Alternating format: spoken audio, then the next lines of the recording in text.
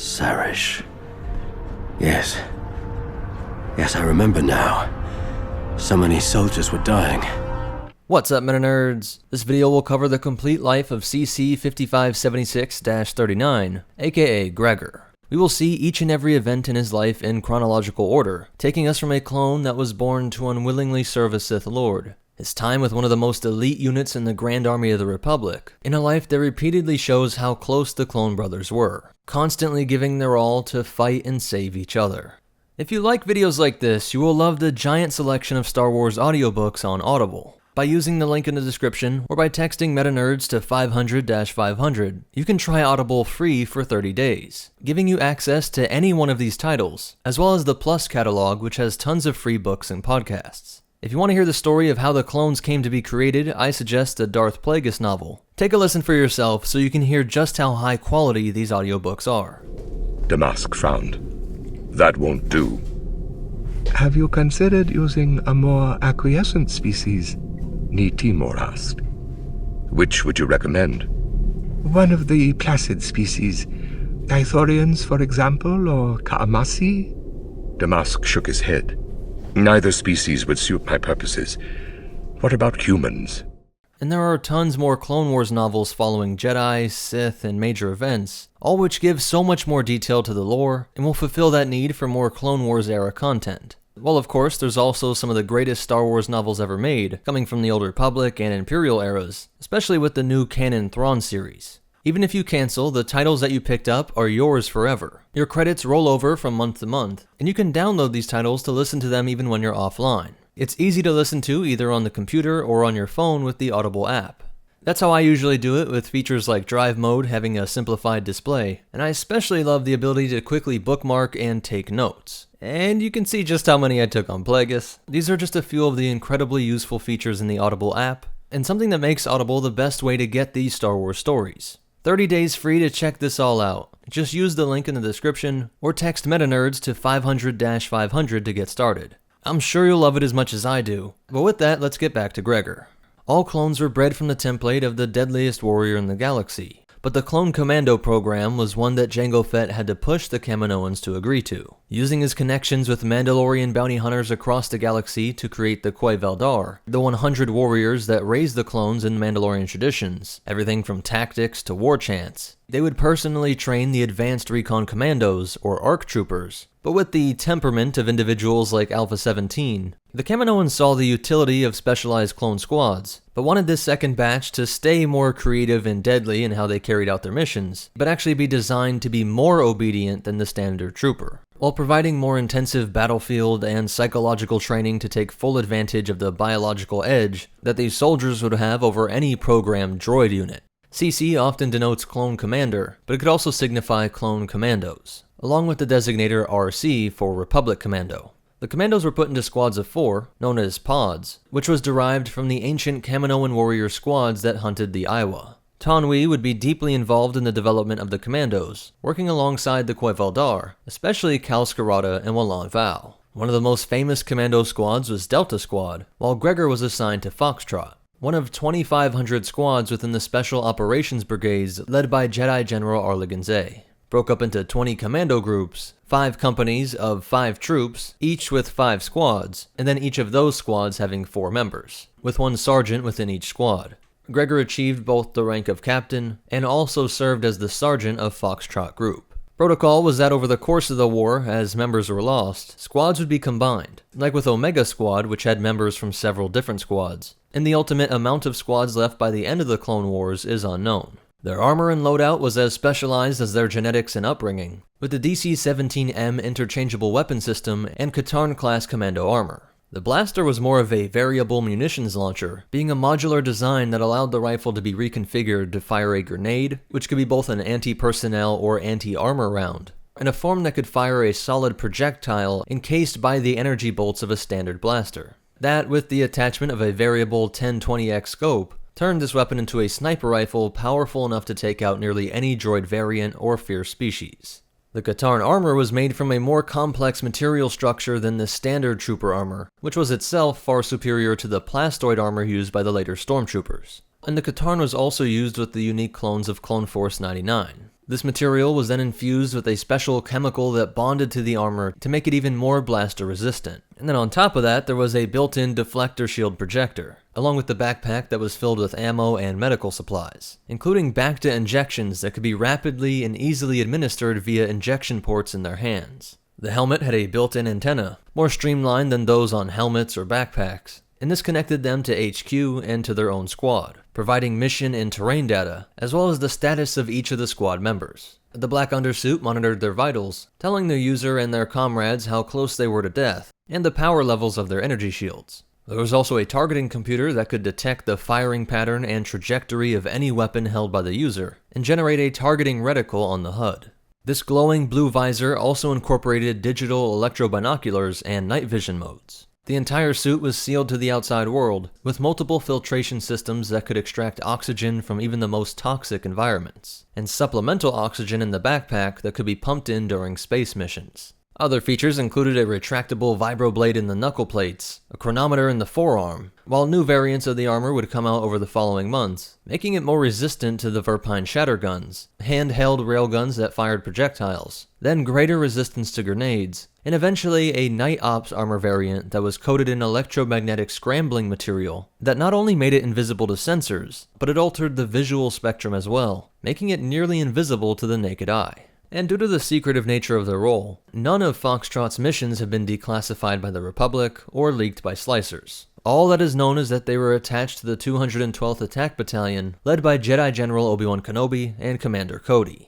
Since the actions of Gregor's squad would have been similar to Delta and Omega, by 20 BBY they would have seen 2 years of missions that included assassinations, hunting down VIPs, behind enemy lines search and destroy missions, and in some cases retrieval of bodies and clearing areas of any threats. Like with Savage Opress's attack on the Jedi Temple, where Delta Squad retrieved the Master and Padawan and reported that the mysterious attacker was no longer there. And this new class shuttle would have likely been the most used vessel whenever they didn't have to be anonymous, as the new was like a step up above the LAAT transport, when you needed a more heavily armed and armored, hyperspace-capable ship to cross the galaxy. All commandos would personalize their armor paint jobs, and it seems like Gregor may have had his match with the brothers of the 212th. It is highly likely that Foxtrot Group was with the 212th during the Battle of Umbara, using their abilities to take out targets within the capital, while the 501st captured an enemy airbase and supply depot. Once the capital was taken, the Battle of Umbara, which saw some of the most intense fighting and heaviest Republic losses of the Clone Wars, finally came to an end with a victory.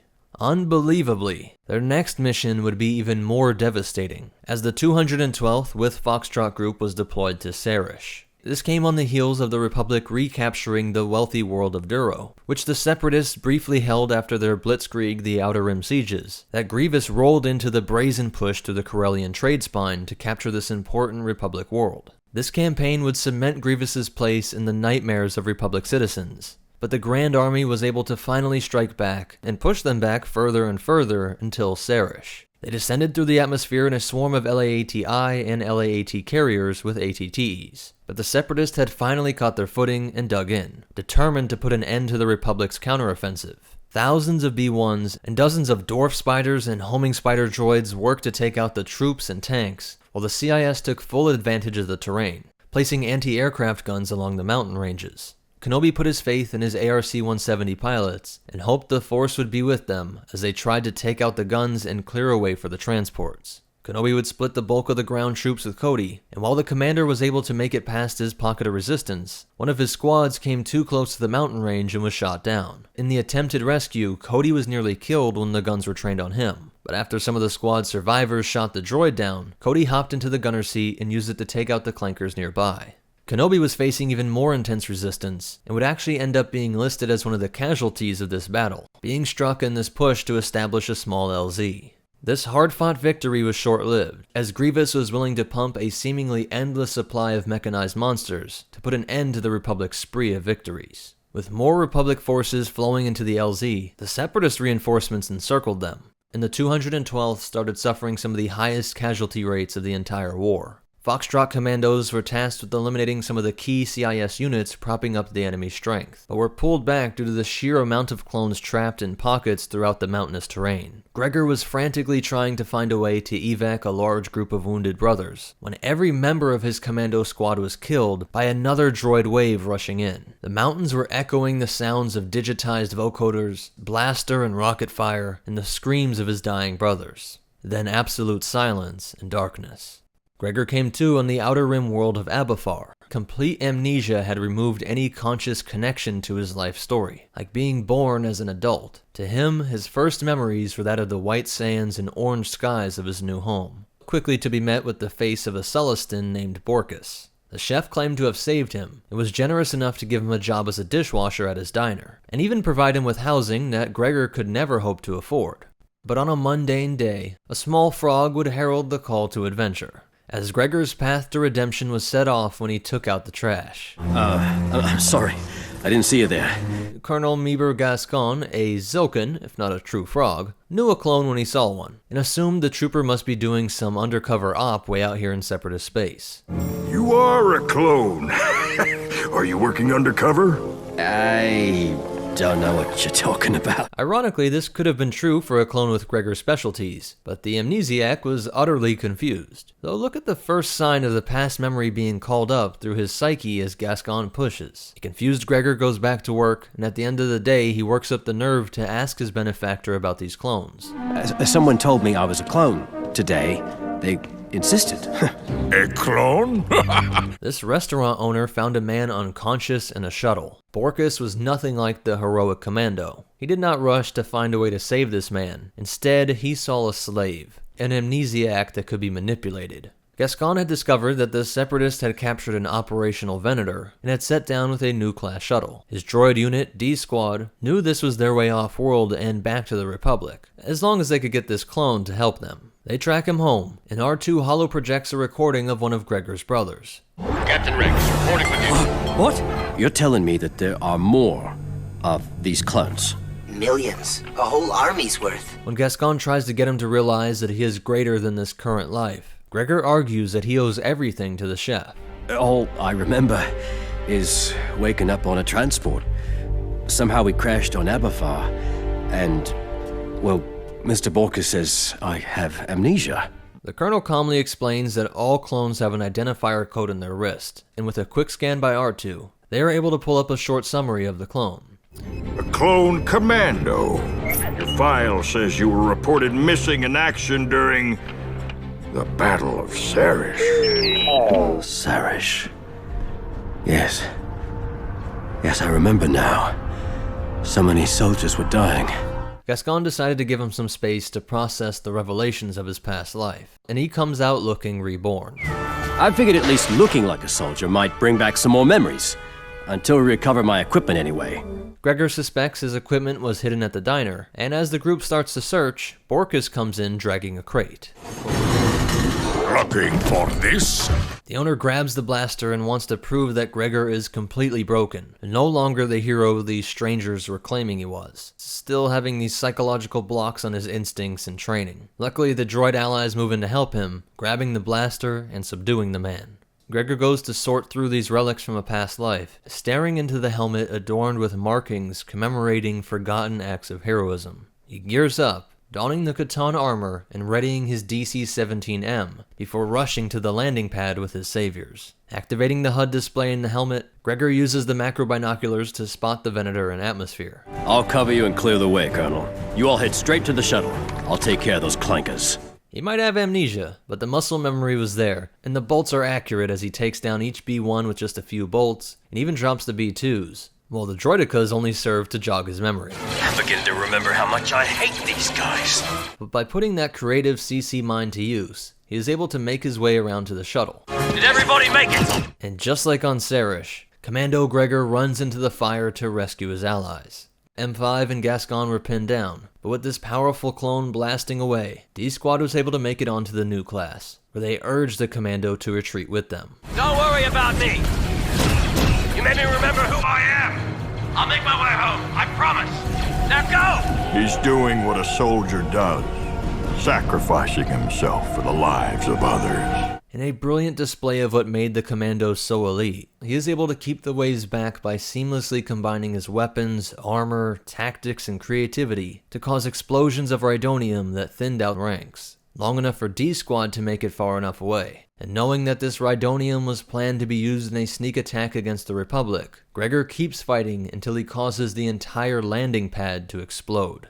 This blast was intense, but the hermetically sealed armor work of high-tech art, which was the Katarn, did work to keep Gregor alive. He would indeed make his way back to the Republic, but as this was in the final months of the Clone Wars, it is unclear if he ever took on any more missions. While Brother Fives had uncovered the true purpose of the clone army and the war, Rex would be able to act on this information and would secretly go around telling select brothers the truth, and aided them in the removal of their inhibitor chips. It is unclear if the brain damage that Gregor suffered was due to the massive explosion, or the dangerous surgery to remove the biologically grafted chip. Likely it could have been a combination of the blast strong enough to give him amnesia, then that second Rhydonium blast, followed by the brain surgery. Whatever the cause, the result would plague Gregor with episodes of, quote, mild insanity, along with an altered voice and temperament, as well as a general carelessness and silliness no matter how serious the situation seemed. By the year 4 BBY, Gregor and his brothers Rex and Wolffe were retired on a modified ATTE walker, spending the rest of their days living off the galactic grid, hunting Jupas to get by.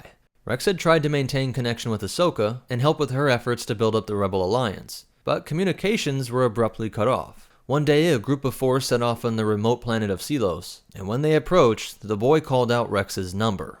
Well, that's my birth number. They're clones. Stop! Jedi, they've come for revenge. That's all you, Barrio. I'll gun you down. Stand down, troopers. Now!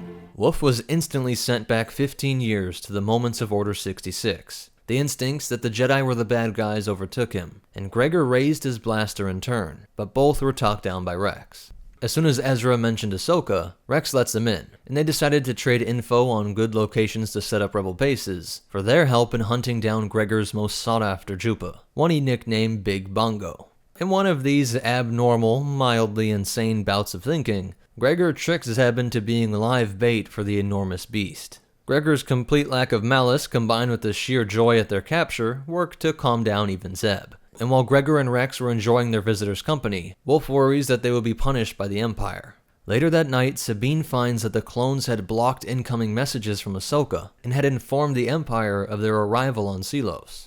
Rex is genuinely confused, but all notice that Wolffe is suspiciously quiet. Each of these brothers dealt with the galactic-scale betrayal by Palpatine differently. Rex was informed enough and worked with Jedi longer after the war, keeping him sane and knowing who the good guys and bad guys were. Gregor was damaged and dealt with everything more simply, not getting caught up in the conspiracies and grand concepts of war. He just knew he liked the people he was dealing with. While Wolffe was stuck in the middle, struggling to keep everything in context, and worries about protecting his brothers above all else. When the Empire deployed AT-ATs, they were shocked to see this new walker variant, but they worked together with their Jedi allies to push them back, and take a walker for their own. Rex would go to join the larger rebellion, but would keep in touch with his brothers in their home base. 4 years later, in 0 BBY, Rex, along with former ISB agent Callus and rebel leader Hera Syndulla, would all travel to this AT-AT walker to recruit these brothers in liberating Lothal.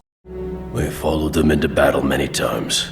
Well, how about one more time, eh? So you're in. 19 years since they had last been in a proper battle during the Clone Wars. Now at the age of 64, due to their accelerated aging, these vets help to draw out Governor Arinda Price, and once he sets eyes on Ezra's mystical allies, the Lothwolves, they are ripping through the stormtrooper forces. With the clarity of a madman, he is able to see the symbolic nature of our existence more accurately. As Kanan Jarrus, the Jedi that had butted heads with Wolffe and eventually helped him to get over the trauma of Order 66, that Jedi spirit was now connected to the head Wolffe, the symbol Commander Wolffe had worn on his armor for decades. And to Gregor, the significance was obvious. Can you believe it? What? The wolves! You got your wolf pack back! Yeah, they fight just like the boys. Wolffe would stay back with the evac crafts, while Gregor joined the rest of the group to take the strike to the Dome, the portable fortress that had been plopped down in the capital of Lothal to subdue the planet. By issuing Protocol 13, they were able to recall all Imperial forces. But before they could send it up to explode, Grand Admiral Thrawn moved his Star Destroyer overhead and trained all the guns on the city. He said that if Ezra did not give himself up, he would reduce Lothal to rubble. Gregor and their forces decided to blast their way to the power terminals that energized the deflector shield generator. Now with the entire Imperial presence in the structure, the fighting was intense, especially with Thrawn's assassin Rook and the squads of death troopers. Zeb would rush at the Nogri assassin, while Gregor and Callus dealt with the other imps as they recaptured the terminal. The old clone still had it, and downed everyone in his path. But as he hurried to activate the shield and protect the city from Thrawn's bombardment, one of the weapon techs that had been shot used the last of his strength to raise his weapon and get off a single bolt that would burn its way through Gregor's chest. There was no Katarn armor this time, but the clone's warrior spirit was still incredibly strong. Though wounded, he lunges at the imp and hurls him down into the crackling lightning of the reactor chamber, and commands Callus to get that shield on. Shields that would come up just in time to intercept and nullify the planetary bombardment level of destruction, which was being unleashed by the Chimera. Rex's team were able to eliminate their targets, and his brother ran over to comfort the mortally wounded Gregor. It was an honor to serve with you, Rex. It was an honor to fight with you for something that we chose to believe in. Each of these 3 clone brothers were able to rise above their intended role as merely biological automata, units for whom meaning was supposed to be a concept that they would never understand, intended to just follow orders. In a time when these clones were disposed of by their creators, they each found ways to give meaning to their own lives. Wolffe fighting to keep his brothers alive, and listening to his brothers and new Jedi allies, so that he could start to heal from his Clone Wars era trauma. Fighting to save Lothal with a carefree excitement and smile on his once somber face. Rex learned that the true fight was against the secret Sith who had commissioned him and all of his brothers, and he worked tirelessly to help Ahsoka and eventually finish the fight on Endor, while Gregor had suffered numerous neurological blows, changing him into a man that some believed to have gone insane. Yet despite this, we see the Commando hero spirit was more resilient than the Katarn armor. His first devastating blow suffered when he was trying to save the wounded on Serish, then again after saving D-Squad, those strangers who gave him back his life. And then again, Gregor gives it all to save the people of Lothal, and to help his allies, who had given his life meaning, to finally fight for what they believed in. And that's the complete life story of Gregor. If you made it this far, please help me out by leaving a like, leave a comment about this video or something you'd like to see in the future, and subscribe if you want to see more. Share it with people that might like it, as all those things really help promote the video on YouTube, and are the best way to help me out. Be sure to check out the description for links to other videos like this, as well as discount links to cool things like Star Wars metal print art, and free Audible audiobooks. You'll also see our Patreon and PayPal, and special thanks to all of our supporters over on Patreon, especially our $25 tier, Chris Garcia, Cass Costello, Matthew Beltrami, and Bill Payne. But most important of all, remember, sometimes being a little crazy lets you see things a whole lot clearer. And the Force will be with you, always.